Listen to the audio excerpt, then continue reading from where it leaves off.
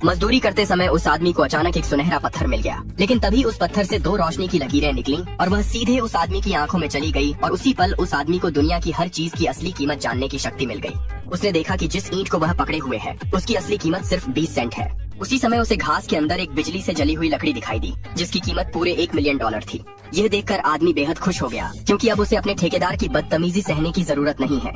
उसने तुरंत काम छोड़ दिया और उस लकड़ी को बेचने के लिए एंटीक मार्केट की तरफ निकल पड़ा। रास्ते में वह एक सड़क किनारे बैठे दुकानदार के पास रुका। तभी उसकी पहचानने वाली आंखें अपने आप एक्टिव हो गईं।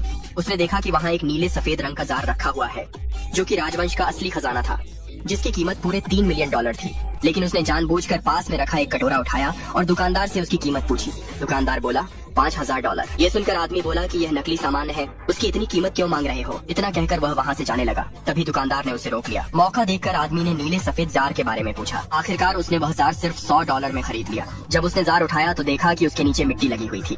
पूछने पर पता चला कि यह जार पास के पहाड़ से मिला था। अब आदमी समझ गया कि पहाड़ में और भी खजाने छुपे हो सकते हैं। वह दोनों चीजें लेकर एक एंटीक दुकान पहुंचा, लेकिन वहाँ मौजूद क्लर्क ने उसे नीची नजर से देखा और दुकान से बाहर जाने को कहा। तभी पीछे से मास्टर चेन आए। उन्होंने एक नजर में पहचान लिया कि दोनों चीजें असली हैं। मास्टर चेन ने क्लर्क को डांट दिया और उसे तुरंत बाहर निकाल दिया। इसके बाद उन्होंने बिजली से जली हुई लकड़ी की जांच की। उन्होंने बताया कि यह बहुत ही बेहतरीन क्वालिटी की है। उन्होंने उस लकड़ी के लिए $12 लाख दिए, लेकिन जार के लिए उन्होंने सिर्फ $26 लाख की कीमत लगाई।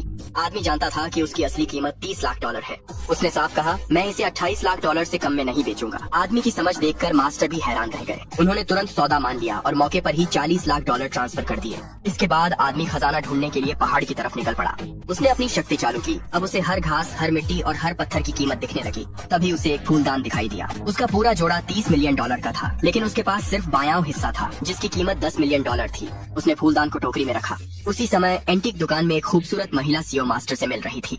वह उसी फूलदान का दूसरा हिस्सा ढूंढ रही थी और उसके लिए $20 मिलियन देने को तैयार हो गई। लेकिन मास्टर चेन ने कहा कि दूसरे हिस्से का कोई सुराग नहीं है।